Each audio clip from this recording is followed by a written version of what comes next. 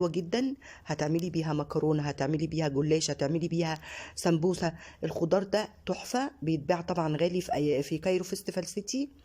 طبعا جبت بصلايه حمرتها، حطيت جزر، حطيت كوسه، وحطيت كرنب، وطبعا بتحطي صويا صوص. تحفه. طبعا الخضار نفس الخضار حشيت بيه السمبوسه، وعملت الصوص ده ميه وصويا صوص ومعلقه صغيره من الثوم المفروم. طعمها خطير جدا. الطبق زي ما قلت لكم بيتباع غالي. طبعا بيجيب لك الطبق وبيحط المكرونه وبيحط عليها الخضار، وبيحط عليها بيحط صوص، وبيحط كمان السمبوسه. بجد طريقته جميله جدا وعجبتني، وقلت اما اقول. طبعا لازم انزل لكم الطريقه سهله يعني عشان ما يبقاش فيديو طويل. يا رب النهارده يكون الفكره عجبتكم، ولو عجبتكم ما تنسونيش لايك وشير وسبسكرايب، ويا ريت بقى تجربوها، حلوه جدا جدا وهتعجبكم.